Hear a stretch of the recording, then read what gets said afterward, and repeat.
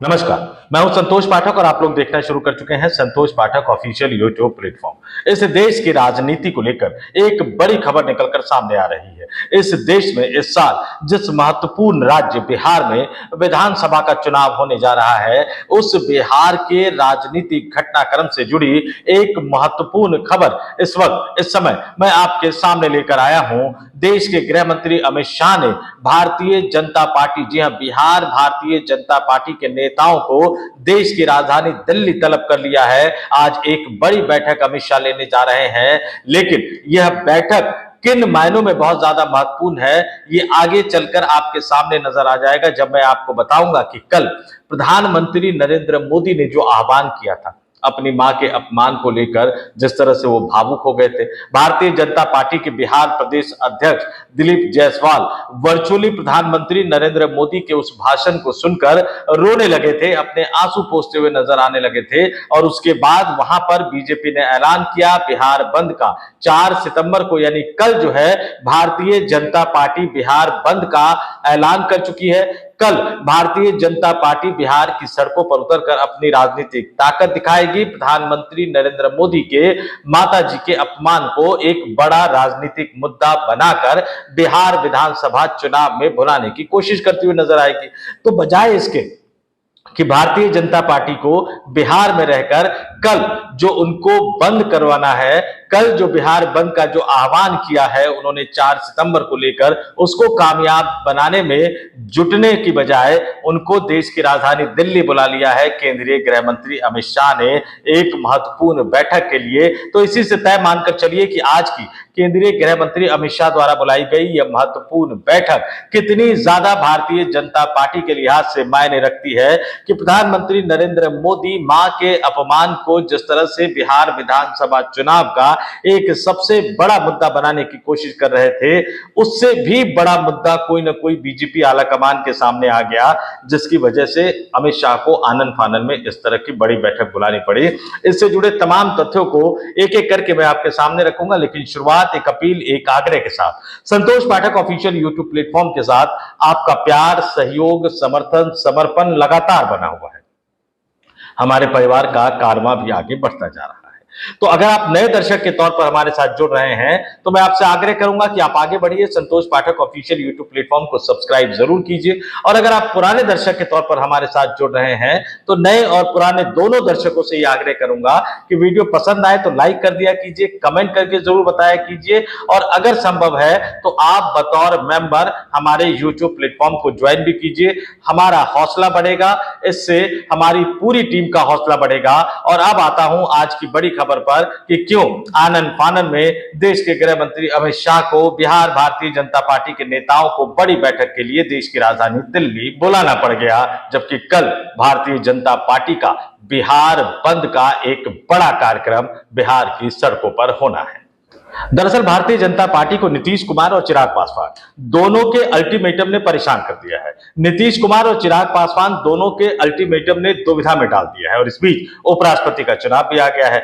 9 सितंबर को उपराष्ट्रपति का चुनाव होना है, जिसमें जनता दल यूनाइटेड यानी नीतीश कुमार की पार्टी के लोकसभा के 12 और राज्यसभा के 4 यानी 16 सांसदों का बहुत ही महत्वपूर्ण स्थान है। और उन 16 सांसदों के वोट की जरूरत भारतीय जनता पार्टी को अपने उम्मीदवार को जिताने के लिए है। वहीं चिराग पासवान के पास भी लोकसभा में 5 सांसद है, और इन 5 सांसदों की जरूरत भी भारतीय जनता पार्टी को उपराष्ट्रपति चुनाव में अपना उम्मीदवार जितवाने के लिए है। और इन दोनों राजनीतिक दलों ने बिहार के विधानसभा चुनाव में सीट बंटवारे को लेकर एक बड़ा अल्टीमेटम दे दिया है। और यह बड़ा अल्टीमेटम इतना ज्यादा महत्वपूर्ण है कि भारतीय जनता पार्टी ने 4 सितंबर को जो बिहार बंद का ऐलान किया है, सुबह 7 बजे से लेकर दोपहर 12 बजे तक। हालांकि बीजेपी ने कहा कि इमरजेंसी सेवाएं, रेल आदि बंद के दौरान भी चालू रहेंगी, और भारतीय जनता पार्टी का जो महिला मोर्चा है इस बिहार बंद की अगुवाई करेगी। तो सुबह 7 बजे से लेकर दोपहर के 12 बजे तक बिहार में भारतीय जनता पार्टी एनडीए के सहयोगी दलों के साथ बंद करने का ऐलान कर चुकी है। और वही अमित शाह ने आज दिल्ली में अपने आवास पर एक महत्वपूर्ण बैठक बुला ली है, और जिस महत्वपूर्ण बैठक के लिए बिहार भारतीय जनता पार्टी के प्रभारी विनोद तावड़े तो रहेंगे, सह प्रभारी भी रहेंगे, बिहार विधानसभा चुनाव में जिन नेताओं को अहम जिम्मेदारी दी जानी है वो भी रहेंगे और कल आंसू बहाने वाले बिहार प्रदेश भाजपा के अध्यक्ष दिलीप जायसवाल भी रहेंगे। दोनों उप मुख्यमंत्री सम्राट चौधरी और विजय कुमार सिन्हा भी रहेंगे। बिहार से लोकसभा सांसद और केंद्र की नरेंद्र मोदी सरकार में मंत्री गिरिराज सिंह और नित्यानंद राय भी रहेंगे और इसके अलावा भी Bharatiya Janata party, Bihar Bharatiya Janata party core group से जुड़े अन्य तमाम महत्वपूर्ण नेता मौजूद रहेंगे। और अमित शाह के आवास पर आज ये महत्वपूर्ण बैठक बुलाई गई है सीट बंटवारे को लेकर चर्चा करने के लिए। और सीट बंटवारे को लेकर चर्चा करने के लिए यह महत्वपूर्ण बैठक इतनी आनंद फानन में इसलिए बुलाई गई है क्योंकि 9 सितंबर को उपराष्ट्रपति का चुनाव है और नीतीश कुमार की पार्टी जनता दल यूनाइटेड और चिराग पासवान की पार्टी दोनों ने अल्टीमेटम दे दिया है कि 9 सितंबर से पहले आप फैसला कर लीजिए सीट बंटवारे को लेकर। पिछली बार 115 विधानसभा सीटों पर लड़ने वाली जनता दल यूनाइटेड चिराग पासवान को एडजस्ट करने के लिए थोड़ा सा सीटों की संख्या में कटौती करने को तो तैयार है, लेकिन वो किसी भी हालत में 105 से कम सीटों पर चुनाव नहीं लड़ना चाहती है। पहली शर्त यह है। दूसरी शर्त यह है कि एनडीए गठबंधन में वो बड़े भाई की भूमिका में चुनाव लड़ना चाहती है, यानी भारतीय जनता पार्टी से ज्यादा सीटों पर चुनाव लड़ना चाहती है।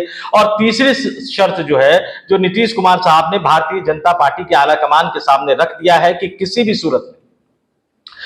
भी सूरत में चिराग पासवान की पार्टी यानी लोक जनशक्ति पार्टी रामविलास पासवान को 18 सीटों से ज्यादा ना दिया जाए। अगर उससे ज्यादा सीटें देनी है तो भारतीय जनता पार्टी अपने कोटे में कटौती करे।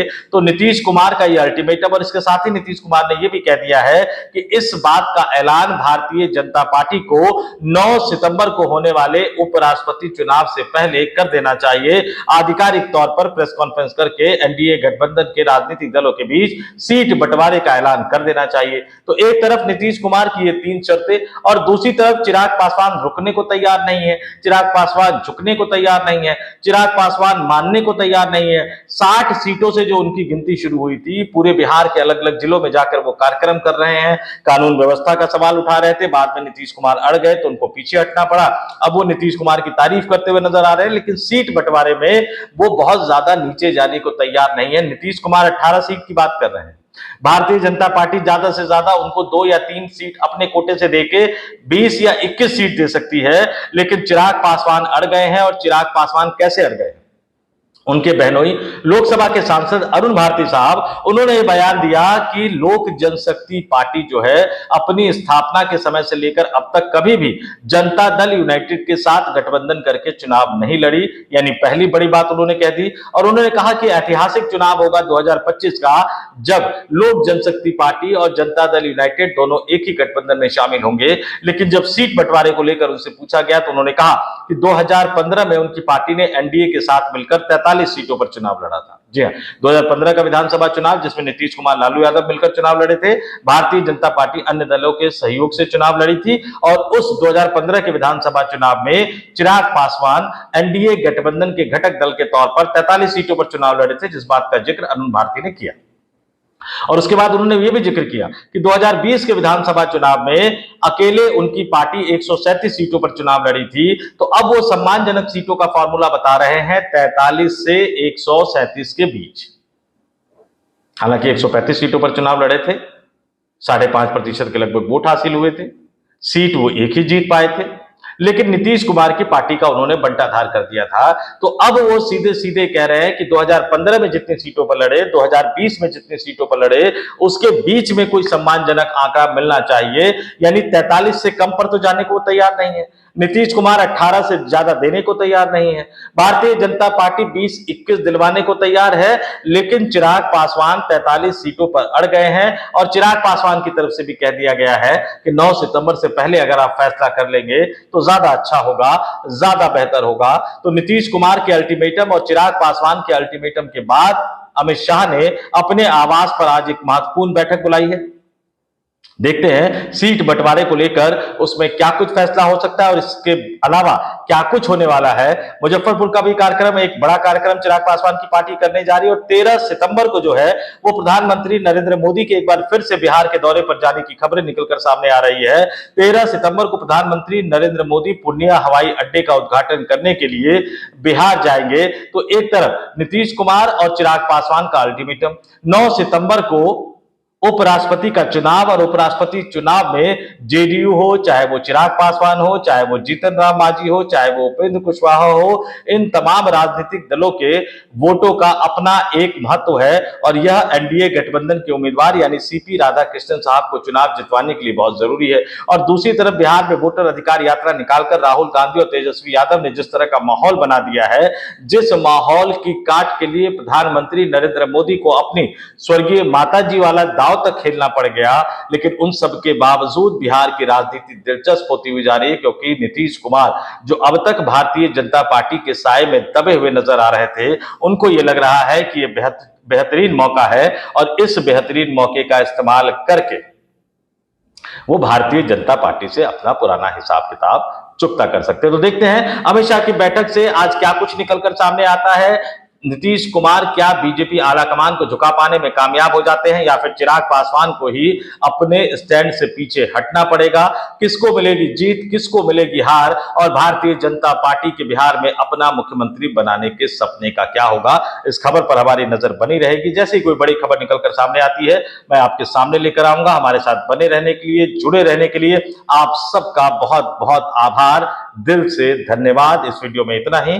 मुझे यानी संतोष पाठक को दीजिए इजाजत। जाते जाते फिर आपसे अपील करूंगा, आग्रह करूंगा, वीडियो पसंद आया तो लाइक कीजिए, शेयर कीजिए, ज्यादा से ज्यादा लोगों तक पहुंचाइए। कमेंट करके जरूर बताइए कि आपको ये वीडियो कैसा लगा। और हाँ, हमारे संतोष पाठक ऑफिशियल यूट्यूब प्लेटफॉर्म को सब्सक्राइब भी कीजिएगा, और अगर आप कर सके तो मेंबर बनने के लिए, स्पेशल व्यूअर बनने के लिए हमारे यूट्यूब प्लेटफॉर्म को ज्वाइन भी कीजिएगा।